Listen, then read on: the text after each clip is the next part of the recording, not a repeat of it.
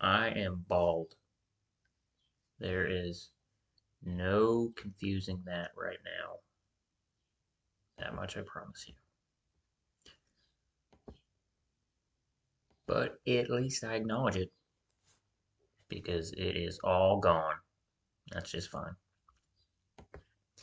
Anyway, today I wanted to talk about a show that I grew up with that I've enjoyed quite a bit. It's brought me quite a bit of laughs over my nearly 40 years. And that show is called Mystery Science Theater. And I always thought it was so funny. As a young kid, I'm just taking it in. You know, I'm not really looking into what it took to come up with an idea, flesh it out. I mean, it's basic in nature, but also I find to be brilliant. Just a brilliant idea. And I've always loved it and them. And there's a lot that comes with it. I think that they were just friends, I would assume. I don't know how they met. I need to look into their backstory.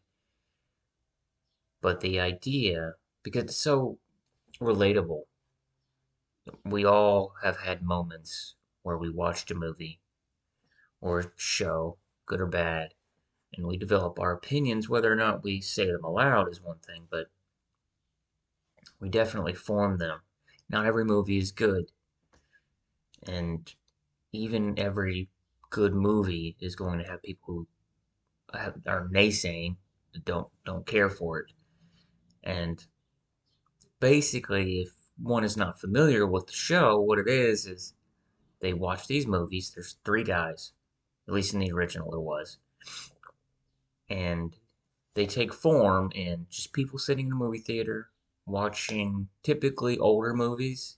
And the show's been around for a while now, so at this point, if they do a new one, they could watch a movie that came out the year that the show started, and that would be 40 years old almost. But I imagine the first ones were probably taking the piss out of the 1950s and 1960s, mostly because that's your parents' generation then. And now your parents' generation is my generation for most of these young kids. And they would just have at it. It was one guy who was human form, and then two were like puppets that were like robots. They'd sit in this movie theater and just watch it in its entirety and kind of mock it, kind of throw in little lines to add maybe what the viewer's thinking. Somebody like me who's kind of a sarcastic kid, but I feel like I'm good natured, like I feel like they are. That there's no malice in it. They don't mean to hurt anybody. But you do wonder if there were creators of that time and sense that didn't really care for it, didn't want to hear anybody have a negative opinion about their work. But what are you going to do? It's when you're creative and you're attempting to be creative, you're putting yourself out there, and it's you have to know that this is a judgmental world we live in, and specifically if you're just taking it and it's something that could get you make you rich potentially, specifically film, that there's always going to be the other side of it, and you have to you have to toughen up. Uh, if anybody knows how difficult that is, it's somebody like me. I can be really sensitive when it comes to people's opinions. So I understand if there were film creators who were like, oh, why would they do that? But you put yourself at ease if you just kind of go with the joke. Because even the worst film creator had a movie that they watched and didn't like. They didn't know that their own film might be ranked on a list or many lists that just were not, people didn't see it. And let's be honest, there are film creators who are out there.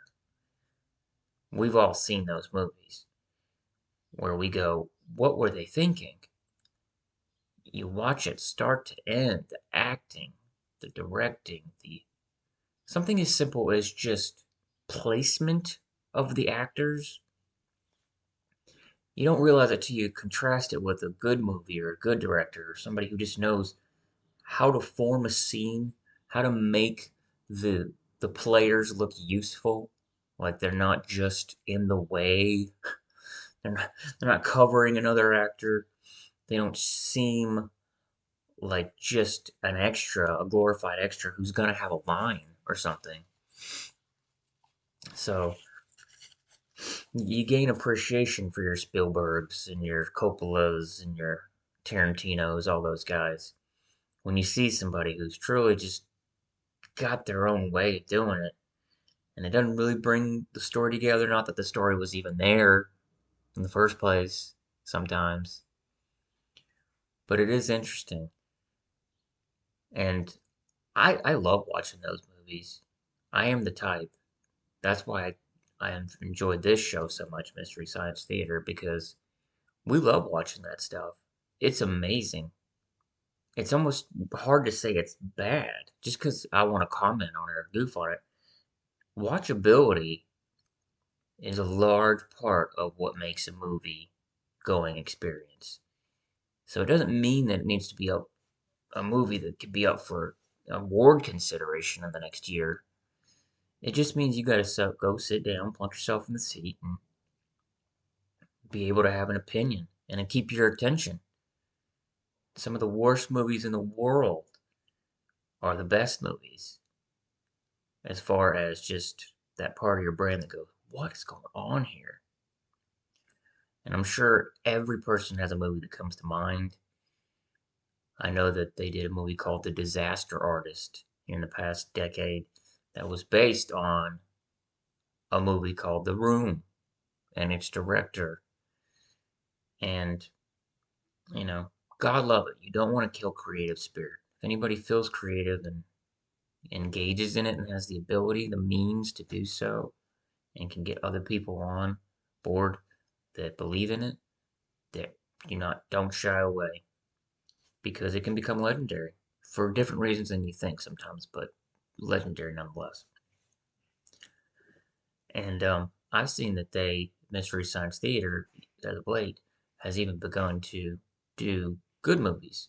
Like they'll take on a movie that performed very well at the box office, and will all they need to do it is just to have a quiet moment, just to have a moment where they can fill the silence and go, oh, here's an addition, here's here's something that the actor or character could be thinking that we add on to it, that we put our little spin on it.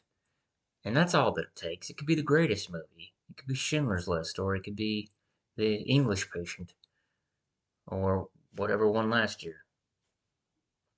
It could, all you need is just that little something, and then you got a show. And I'm not sure who was the one voice that said, "Why don't we just do this?" Amongst them, of those three main people who said, "You know, let's. I think we got something here, guys. Let's see if we can take it to a network and see if they'll air it." And they did. So to his credit, that was all they needed, and they made their little dream come true. And here we are, 40 years later, nearly, and it's still airing, and there's still new episodes. So good on them. And will it last forever? It could. If people still maintain the sense of humor of let's take the piss out of something and it's not meant with love. It's appreciation for the form and different opinions. But if I actually do something and see that somebody were like really hurt, I would back off. But at the same token, the type of person I am in my entire life is if I see something that's been hard or reflect something worth reflecting on, I have to find a levity in it. And I think others would do themselves a service to maintain a similar mentality for advice or something good that I've been able to give back to life.